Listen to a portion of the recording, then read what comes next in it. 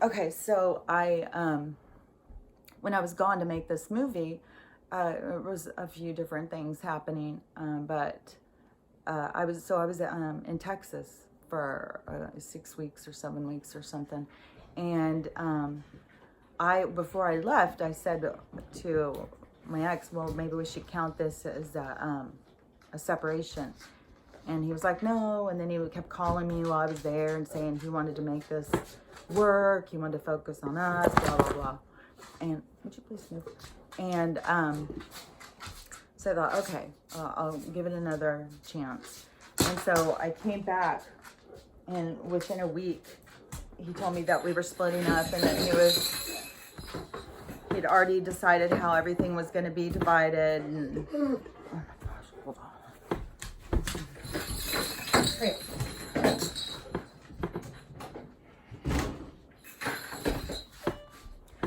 Stella is more like a child than a dog.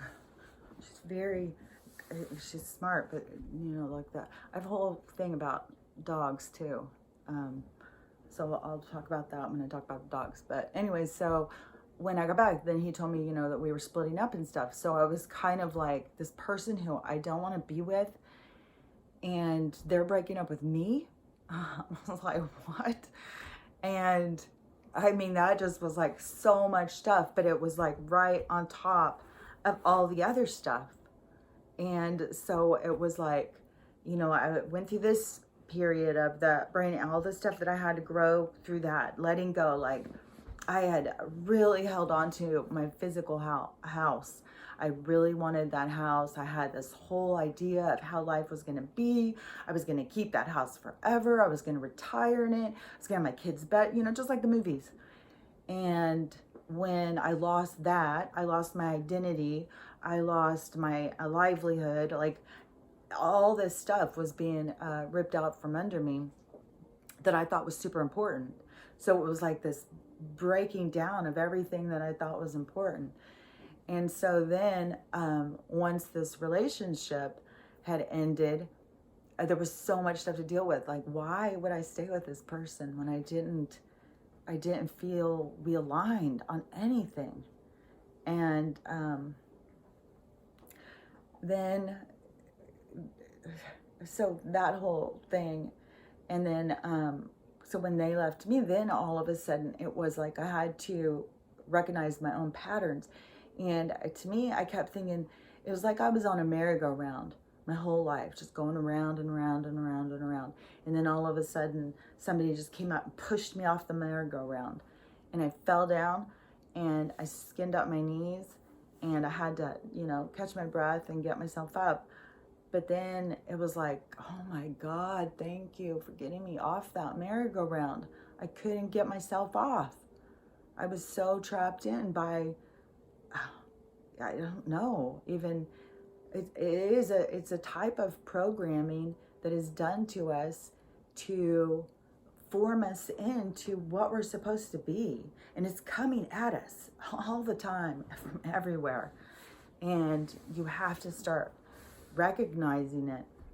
And it helps you move out of these lower chakras when you start having these realizations during the time of that too, because I had to look at my patterns of like, why do I keep being in relationships with these guys? Like, what is wrong with me?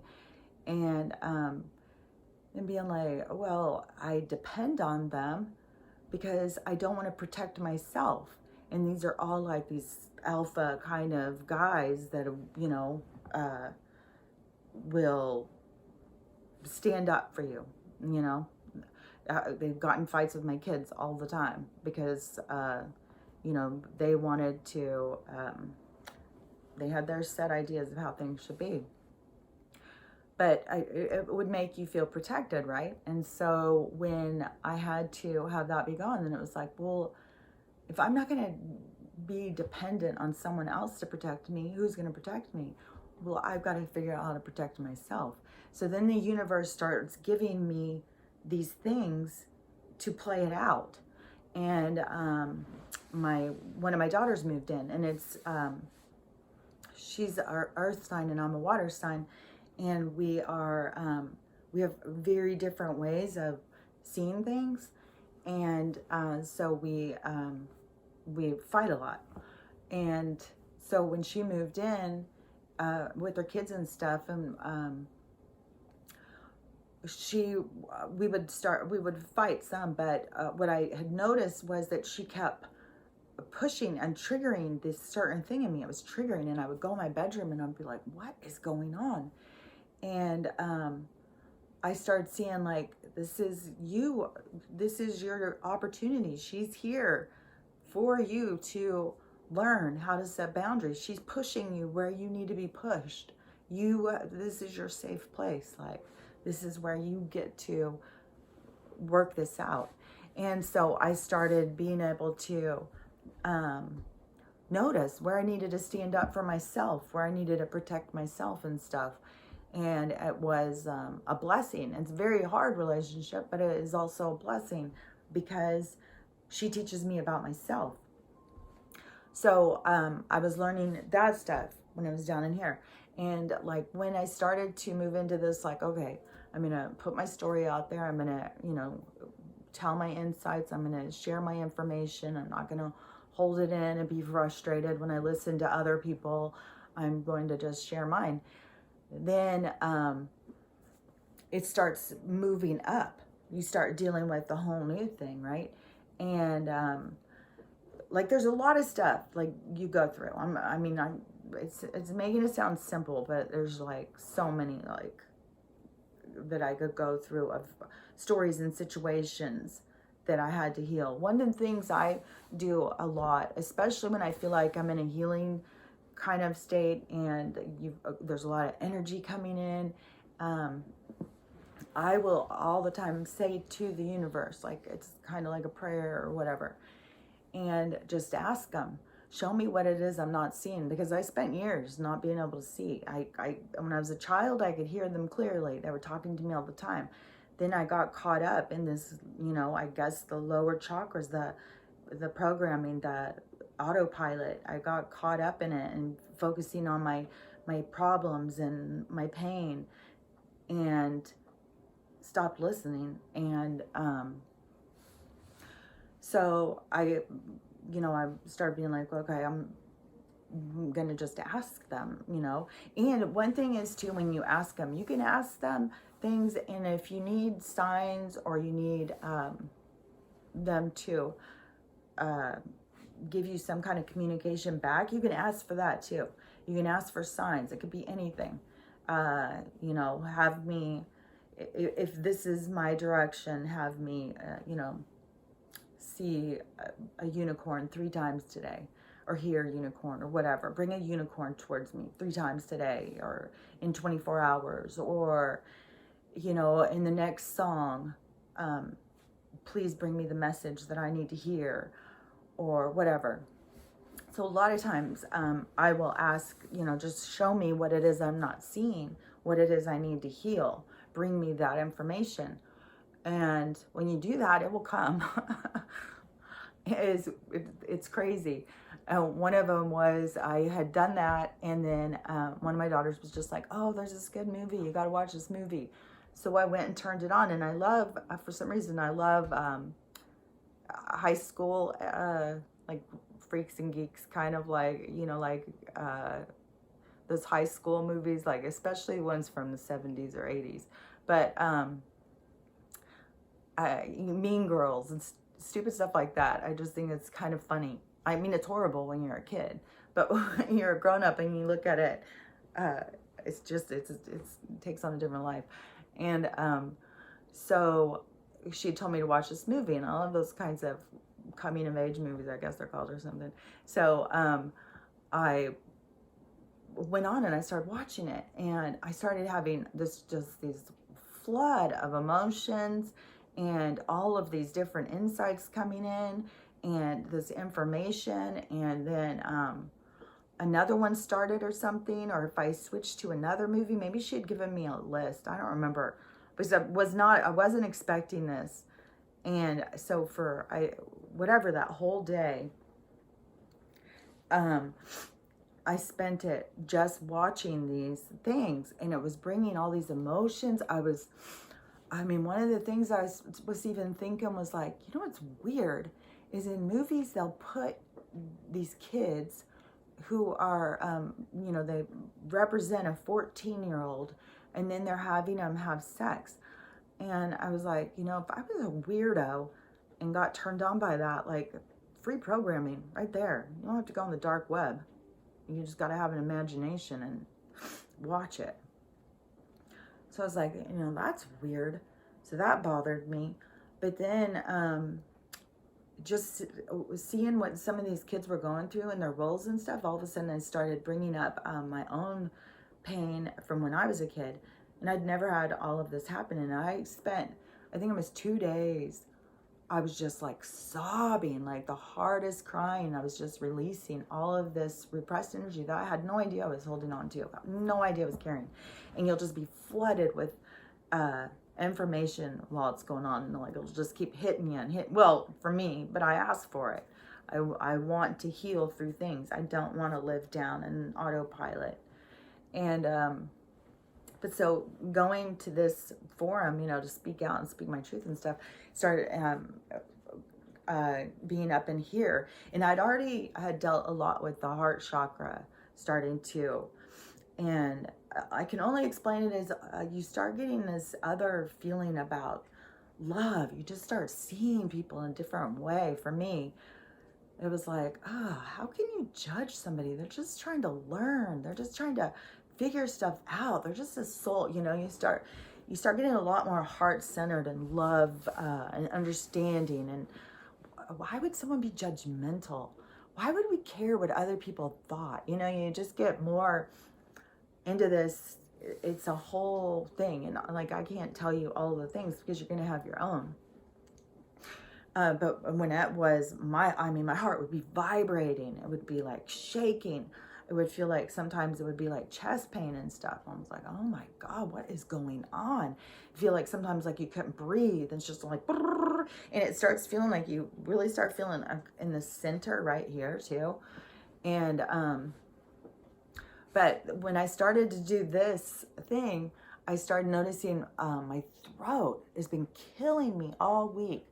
And I've been taking vitamin C, honey, trying to figure out like, why is my throat hurting so bad? And then yesterday I started burping. I couldn't stop burping. And I was like, I hadn't even eaten anything that would make you burp. And I was like, what is going on? And then you start seeing, the throat chakra is I'm speaking out. I'm speaking my truth. I'm sharing something. And when you believe in reincarnation and stuff like that, then you have a whole thing about when most people, I won't say everybody or most people, some people, including myself, have had lives where we were possibly even killed for speaking out or speaking your truth. And, you just think of the different energies that have gone on throughout history. You don't even have to come up with a set scenario, just the energies. There's been conflict all the time. So you have definitely had a period of time, in my mind, unless you are a very new soul, that you've been shamed for speaking your truth. You've been the odd man out or whatever. And so sometimes speaking our truth, making ourselves vulnerable and stuff, it's repressed in our throat chakra to keep us from speaking. And we'll have a lot of pain and stuff. And so having all this pain and stuff, it was like, oh, weird. It's like freeing this, because I am speaking out. I am being like, I'm going to speak my truth. I'm just going to put myself out there. People are going to hate me. They're going to love me. They're going to do whatever they want. It's up to them what they're going to do. But I thought that, and then the burping is the releasing and moving, and it's being more of conscious of everything you're doing. And that is one thing I've really, really found on my journey, is being conscious and mindful and being present. And like, I moved into this forest, right? And it was very overgrown. Where I live right up at the border of Canada in the mountains. And so a lot of Canadians came over here and had vacation homes so they could come to the US because they could go shopping and stuff. And they bring their families over. It's really beautiful. I mean, it's beautiful over here. And so they had tons of vacation homes. So my house, when I moved into it, because it's out in the mountains, rural, so it was a vacation home for 25 years. It's never been anybody's home. It's only been a vacation place. And so I had to do a lot of stuff to create a home, to change this into a living kind of thing, you know, where you live year round. And but a lot of the people in my neighborhood have clear cut their yard. For some reason, they clear cut their yard and plant grass. I don't know. That just seems like I don't know. I want to be in the forest. I want to be in the forest. So I have natural, and so, but there was some, you know, very overgrown, unkept. So I had to take down a lot of little trees. And so there's and then there's been windstorms and stuff. But so I have a lot of stumps. So when you're walking around, the ground is super spongy. And so you sink down in every step. And then plus there's stumps all over, rocks all over. And so you have to, you walk around, you're tripping all the time. And you become very mindful and present as you're walking. You pay attention. You start noticing things and paying attention. And that's part of being mindful. And I've started noticing that about everything. Like when I was building that deck, you know, and I was using all this garbage wood from that construction site. And I think it turned out really cool. But it has got different levels. It's not like I went down and bought, you know, a whole bunch of redwood and built it and it's all perfect, and until it sinks a little here and there. It's already, you know, a little. And I was thinking, this is good, because everything around here keeps somebody to have to be mindful, to have to be present. You have to pay attention to where you're walking. And I think that that's an important thing. So I'm going to stop this one and start another real quick.